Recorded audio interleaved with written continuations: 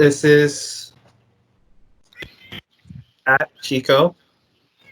She's a little one. Yeah, it's pretty cool. Nice coloration. Yes. Funny sounding Mao. I love me some cats. So Yeah. yeah. Hey, So yes. Thrashers Paradise. Let's get started. Yes, ladies and gentlemen, we are joined with the very popular John Keevil, Warbringer. We're gonna have some fun today. Now, right off the bat, John, Weapons of Tomorrow. Holy shit! You guys went in a completely different direction than what I was expecting to. Like, it sounded amazing. Well, thanks. I'm not sure what people expected, but to me, actually, this one feels very much, and to us, I think it felt like the logical continuation of Woe to the Vanquished. So I think the real curveball on the record is something like Defiance of Fate. But I think even then, if you look at some of the tracks we were doing on the last couple of records, it's not that out of the blue, actually.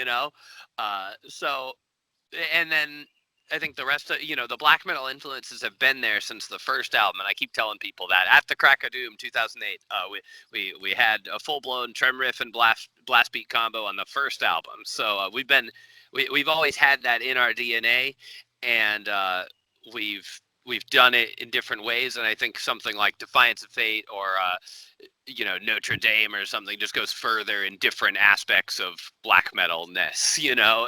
with and blended in with the thrash that the thrash influences we normally have. And something like When the Guns Fell Silent on the last record, I thought was kind of like the middle ground between like And Justice for All, when they're sounding really big and monolithic and stuff, and like Viking era Bathory, Twilight of the Gods, Hammerheart, Nordland, all that. Of course. Yeah. Yeah, no. So how hard was it to kind of try and write such a good album after Woe to the Vanquish, which was such a huge hit with many metal fans? Well, I'll tell you, when you get, because I think pretty much almost unanimously when it came out, people thought Vanquish was the band's best record. And that's really cool because most bands don't get that by album 5. A lot of times people like first or second record, that's the shit.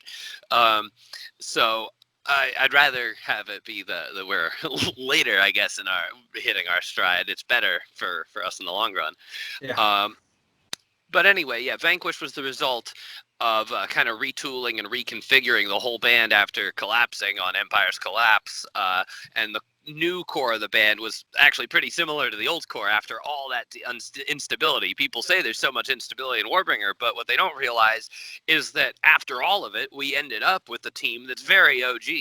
And it's myself, Adam Carroll, and Carlos Cruz. Carlos Cruz is the newest member there, and he's been around since 2010. So, he's been around for a fucking while too, and he's a hell of a talent. So, so that's the core songwriting team right now. And then the people that that weren't there on Waking into Nightmares or Worlds Torn Asunder or whatever, Chase Becker and Chase Bryant are just a hell of an instrumental team. Great players, great live musicians, great performers, great in the studio, and they write their own instrumental parts fully to the songs we've written. They, we talk to them about what the songs are, what they mean, what they're supposed to be, and they play into that and add their own creativity to that. And so I'm really happy with the lineup we have now, and that's what makes doing the records of this quality possible. Is there's a very unified culture, if you will, and a very micro scale in the band, and everyone kind of has the same objective and believes in what the band's doing, which is what is that? We're trying to do innovative and extremely high quality 21st century thrash metal, just the bleeding edge of what can be done with the genre today. That's where we want to be. Excellent. Now, the first song you did release for the album came back later in last year, which was Firepower Kills. What made you guys collectively want to release that song first? That's the first single. Well, it's a straight burner and it's catchy as fuck. We put it as an album opener. So a lot of the same reasons we choose it for an opener is why it's a good lead-off single, because pretty much in the thrash community, it's very common for people to be worried about bands going soft or like not thrashing anymore, basically, because that's a thing with such a history of happening to so many bands. And so the fans of the genre are like rightfully on guard for that. So one of the things we always make sure to do we open with a bang. We let you know we're serious. We let you know we're not fucking around. We're here for riffs and shredding, and and we, no matter what innovations we're trying to make with our songwriting, we're still gonna do that. The band's called Warbringer. It's gonna hit you like a bomb, no matter what experimental directions we're trying to go. I think the softest Warbringer is still pretty fucking hard, Yeah. And so that's something we do. Also, I think it just came out to be a hell of a song, and so we liked it on that level. And we kind of chose to finish a mix on it first. Now, the mix that came out in last year is not the one that's on the album, and it's actually because we and some of the fan base were dissatisfied with that, and so we remixed the whole fucking record. That took additional time and money and resources, and that's why there was such a delay between, like, we're touring on the single in October and then the record comes out at the end of April. So that's the explanation for that, is we actually remixed the entire thing. So all the tracks were laid down. It was the same recording, but a completely different mix and master of that recording. Okay, excellent. That's awesome to know, because I was confused at first because you released it, then released it again. It was just like, oh, okay, interesting. Yep. But it sounds it sounds very different, and It does. I think we've like delisted the verse one because honestly, we had to get our asses on the road, and we didn't. You can't like determine how a certain mix will turn out. We actually, on the first one, we did the same team that we did Go to the Vanquish with, and we're still quite happy with that mix. So it didn't turn out the way we had hoped, and I think honestly, myself and Carlos might have been a little too hands-on with it. Okay. So we actually were very hands-off the second time when we passed it to Zach Oren, who's up in Oakland. So we're in Southern California, he's north, and we were just kind of like, do this with minimal input from us. So we would just like check along and be like yes or no, basically, to the general direction he's going. I gave him like a few notes at the end, but it was like 99% just him.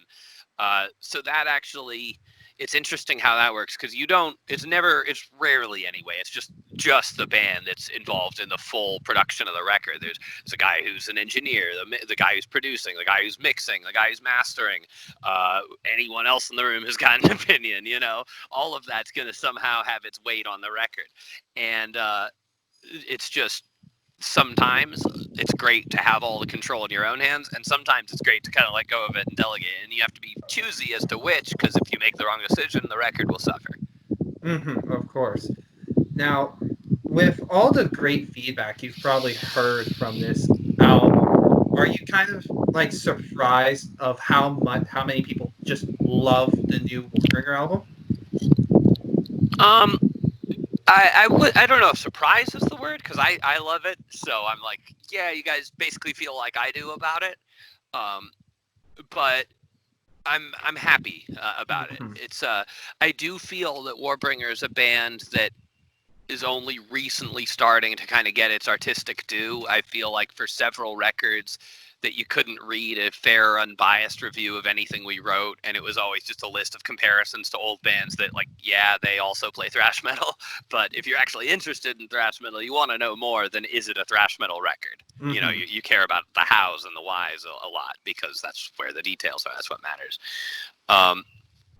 So I think that on Vanquish, people kind of the story of the band kind of started to change over time in the last 4 years or so, and what the change has been is people see us less and less as we're this new band starting out playing old school thrash, and now we're this established institution with a consistent discography behind us, and that I think really changes the way people listen to you in the first place. Just seeing you that way, isn't that funny? The records are the same thing, but isn't that funny? Just status and the way you're perceived has such a huge impact on how people look at you in the first place, and how they even listen to the sounds you made.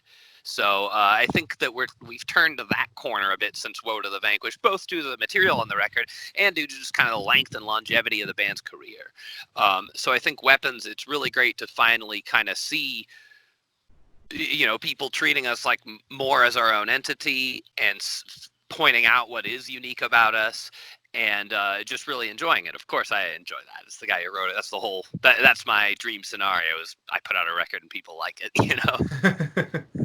Of course. Now, with this album, there came a lot of brand new merchandise: T-shirts, hoodies, flags, vinyl packs, all that. But the one piece of merchandise that really caught my eye was the new skateboard that came out. What truly inspired that creation? Well, merchandising isn't such a thing where I could tell you about that divine spark of creativity in quite the same way I could as like a song. But so quite simple. Volatile Skateboards is a cool company that does skateboard decks of different bands, and they work with our label Napalm Records. We're a band on Napalm Records. They suggested that they do one for us. They did. That's it. And now that merch exists, and I'm totally happy for it. If people want stuff with my band, they want to buy it. That's great. And as you know, merchandise is a key piece in keeping any modern metal band alive and running on a fundamental level. So of course we do it, and we try to have cool stuff basically because we want it to be actually worth your money. So that's our theory on merchandise, and we try to have a lot of it. The last tour we went on, we had a fucking wall of shit, and we try to make all of it pretty fucking cool because I don't want to. I never like the idea of trying to like extort anyone. I want to see myself as like a fair business that we're going to give you a good product for a fair price, and like yes, it'll support the band, but yes, you the consumer, you the fan, you the buy, however you want to look at the guy buying the t-shirt or whatever. That they get a fair deal, they're happy with it, and they can, I hate like $40-$50 concert t-shirts. Ours are like 25 tops, which actually feels a little expensive to a guy like me, but it's like, fuck, that's cheap on the concert market today compared to what other bands are doing. So that's some thoughts on merchandising in general as well. But I think we got Zippo lighters, flags, posters, t-shirts, shorts. We're probably going to come up with some new shit to put out when we actually do tour, because that's the business model of modern metal, and we're not exempt. Yeah. No, because I went to your show, your last performance in Toronto back in September with Enforcer, and I was just looking at your merch wall, and I couldn't decide what T-shirt to get. I had to ask your merchandise guy, Chris from J-Hop Films. Oh, you were at one of those shows. Yeah. So you're up in East Canada then. Yes, Hamilton, Ontario. Just gotcha, Hamilton. I know where that is. Yeah. Oh, awesome. Yeah, no, I found it funny. Now, speaking of Chris, there was this one thing that got brought up during one of your infamous meme videos with him, and I've been dying to ask you about this. When can we get Thrash Bandicoot merchandise? When someone pays to have it printed. It could be you. Honestly, that's the damn truth. How do you think Warbringer, it's not because we have this magical seal that allows us to print it. It's because we fucking put in money to pay for screens, and we paid for guys who run screen printing businesses to print it. If anyone did that ever for, like, they drew up a Thrash Bandicoot design, they paid to have the screen made, and then they paid a guy to like print it on some Gildans or whatever, then it would exist. I'm not laying down the capital yet, but maybe I should. I don't know. The thing is, for me, I don't really want to print anything that's not Warbringer merch, because that's my bread and butter. So I don't want to create my own damn competition at a gig where we're selling Warbringer merch. So sorry, Thrash Bandicoot. I don't want you people buying Thrash Bandicoot instead of Warbringer at the Warbringer gig if I can avoid it. But I love some of that silly shit, and we had like an imaginary tour shirt that was it was like one of those neon grids, like on the Toxic Holocaust Primal Future cover, one of those like retro neon grids, and it was a tour bus with a fist punching through the ceiling and into a snare drum, because we decided that the trick of 80s metal is, especially like the more poppy end of it, your 80s Scorpions or whatever, your Def Leppard, that the snare drum just has to be like every single time it's hit. And you listen to 80s records, the way they're produced, it really is. It's like snare. And that's what gives them that feel that makes them feel 80s, honestly. So we decided that, and the back of the shirt that doesn't exist would have said only snare is real, like a play on Hellhammer. Yeah. Oh, that is brilliant. Oh, thank you for answering the Thrash Bandicoot question. I've been dying to get that out for you. Silly shit. No, okay, so here I'll tell you about here's a way to help yourself write lyrics if anyone's in a band of any sort and they care about Thrash Bandicoot and stupid shit like that comes from me constantly playing the rhyme game in my head. And the rhyme game is this. You try to anything you hear, especially in music, but in the world, without changing the syllables or the rhyme scheme, make it stupid. And if you can do that, anything, like My Girl Wants to Party All the Time by Eddie Murphy, My Girl Can't Stop Farting All the Time, and then see how far you can Weird Al it, whatever. And instantly things become really stupid. It's funny, but it's actually useful as a vocalist to do this because your head gets used to like taking basically a rhythm or a rhyme scheme, picking it apart and plugging new shit in. And that will really help you when you're actually trying that skill, training your mind to do that. In my experience, really helps when you're actually trying to write a lyric because you might be like, it goes like ba ba da ba ba ba ba for a really basic ass thrash pattern, and if you're able to come up with like 4 different groups of rhymes that fit there, that can really help you to like develop whatever your lyrical idea for the song is, and to make sick lines basically. So I think so honestly shit like Thrash Bandicoot and stupid fart jokes and pop songs and stuff is actually been really helpful in training my brain to do rhymes and meter as a lyricist. There's a fun little bit of conversation for you. Wow, well that is awesome. Thank you for that. That's actually some creative advice. Now I'm gonna ask you 2 more questions because I know you're a busy man with a lot on your plate. Sitting in my garden. Yes. So, with a lot of the metal bands nowadays, they seem to be partnering up with either breweries or distilleries to coming out with their own signature line of alcohol. Iron Maiden with the Trooper, Anthrax with Warcraft beer, Metallica did something with their own kind of whiskey, I think. If Warbringer was to ever get to that point, what kind of alcohol would it be, and what would be the name of it? Oh shit! Well, like I told you, my interest in my divine spark of creativity comes more in songs and album covers and shit than in merchandising. But I like beer basically. They're so I don't know if we might be able to do a small batch microbrew thing. Basically, if some brewery offered to do something good with, I basically wouldn't want to. I would want to actually like it, whatever it is. But I like a lot of things. I like most types of beer. I like some liquors and stuff. But I'd like to, as long as I basically like it, I wouldn't care that much, to be honest. As long as the name wasn't like stupid, I'd be like, cool, they made a Warbringer beer, and that's honestly about as much thought as I would give it. As long as I basically tried it and thought it was good. I would be pissed if it had my band's name on it and I thought it was bad. That's about as far as I think into that kind of stuff, really. That's merchandising. That's branding.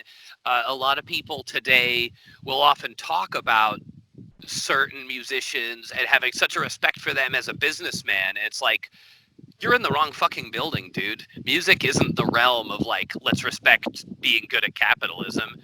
That kind of corrupts it to me. I don't like it. People are like, oh, Kiss are such intelligent businessmen. I'm like, there's like a few really great Kiss songs, but it almost feels like it's on accident sometimes. And it's like as a guy to sell all this shit, and I don't want to pick on them in particular. They're merely the first of a whole slew of things that followed, and I'm really against it. And you'll notice that's why Warbringer's pretty austere in our personal presence. We're not up there with fucking makeup or elaborate costumes or anything. We're up there with riffs and teeth bared.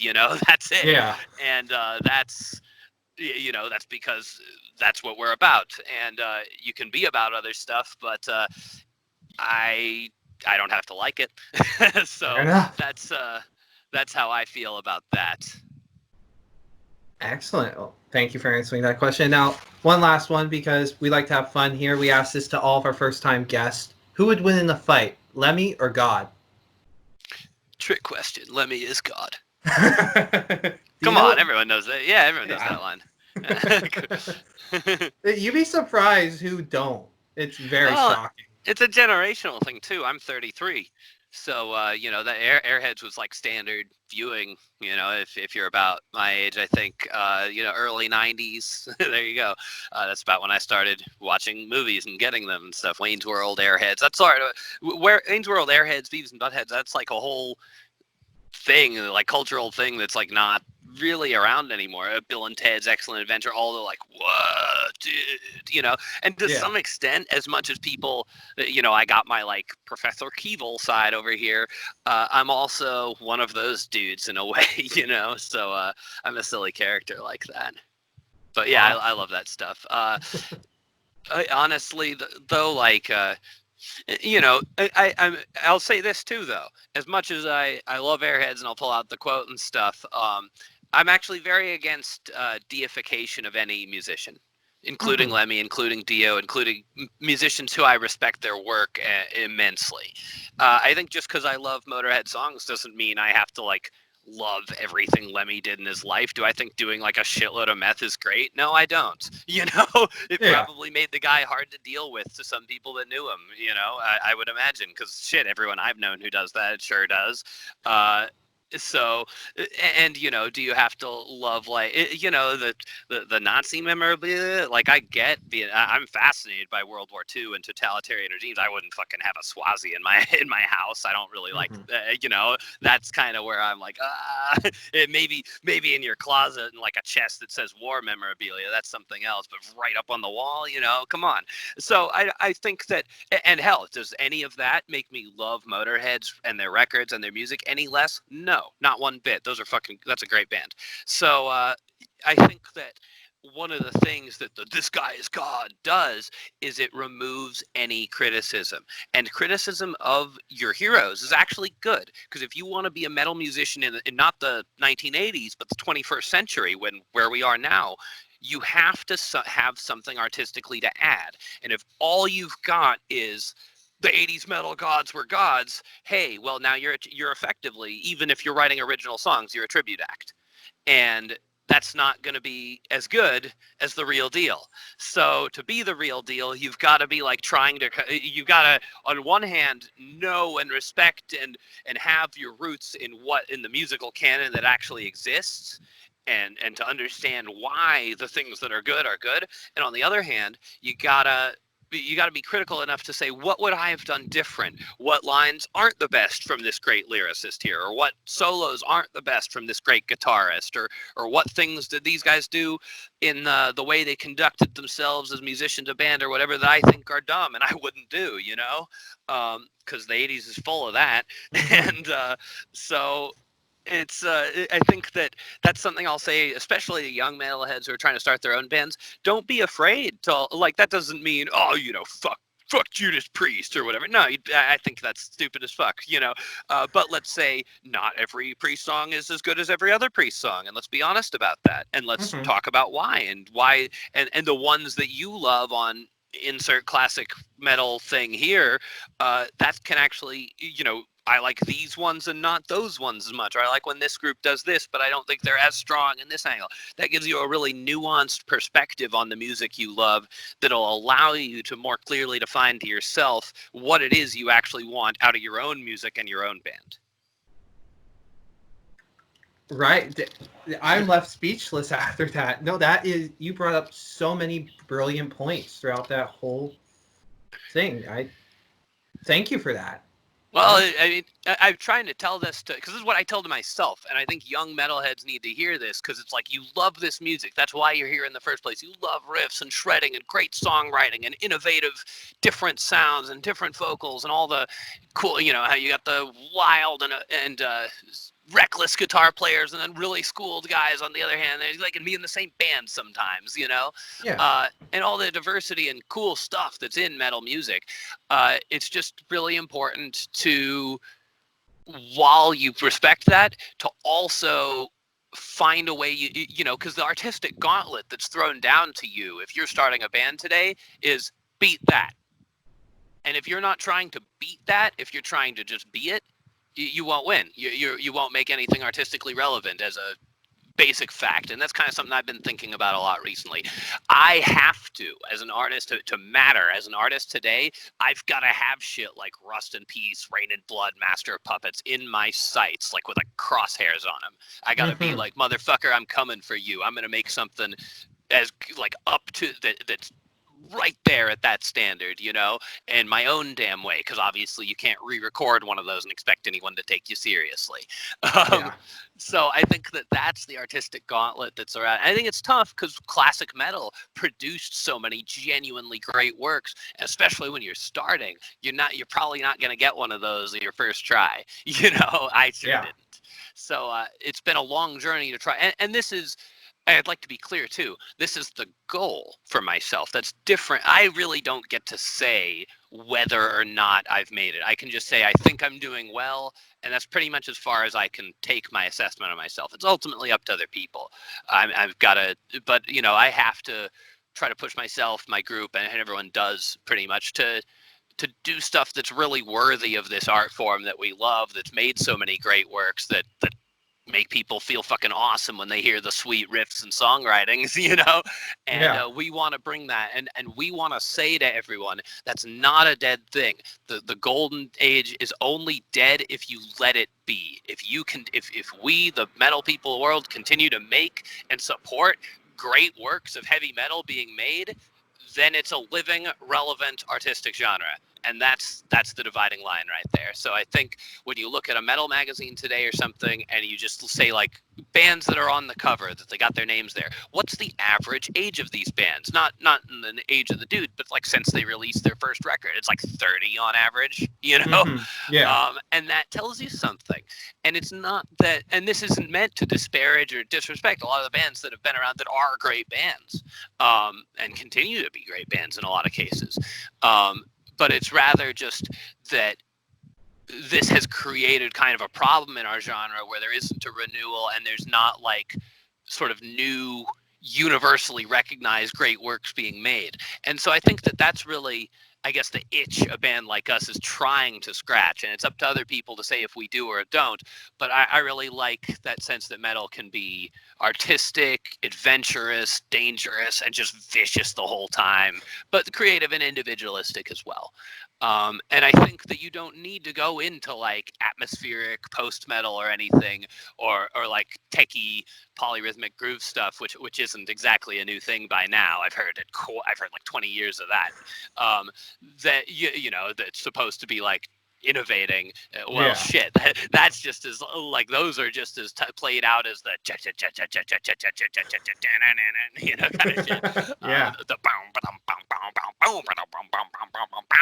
you know, shit. Those become equally interchangeable too.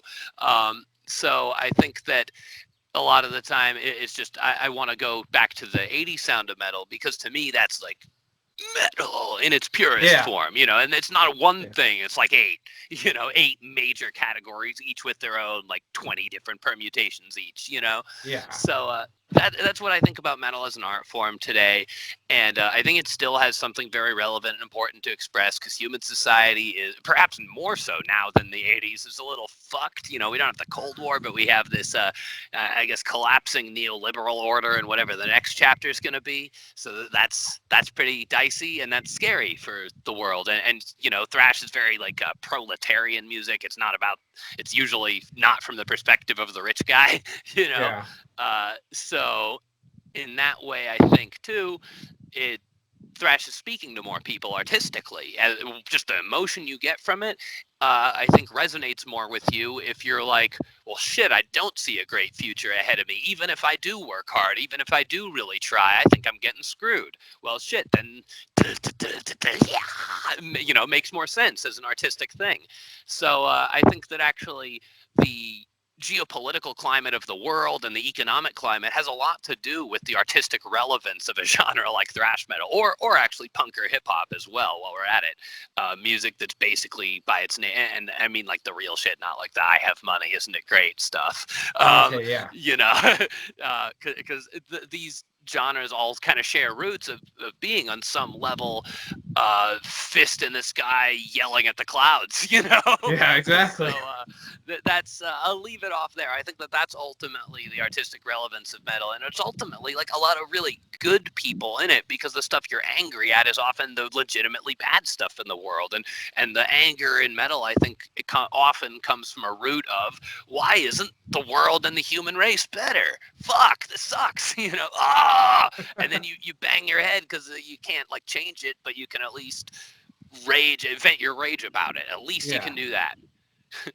So there's my stance on thrash metal. We're going to try to keep going with this mindset, and we're going to try to write interesting shit that challenges you, and we're going to try with the explicit goal of making a modern day thrash classic, because that's what the genre fucking deserves. It's legitimate, it's relevant, and don't let anyone tell you it's some nostalgia bullshit. I mean, if they do, then honestly they're stupid and they don't see what's here, and they didn't listen close enough, and that's on them. Yep, you're right. So I just got lost just listening to you. I'm a ranter and a rambler, but I'm off. I'm going to go hang out with my cats and read books now. I'll talk to you later. Good talking to you, Colin. Nice talking to you too. Bye, Mr. Yes. Cheers, Thrashers Paradise. Keep it heavy, keep it true, and true is what it means to you. It's not something someone else fucking tells you. It's what it means to you. Goodbye. Yes, and keep on thrashing. Yeah.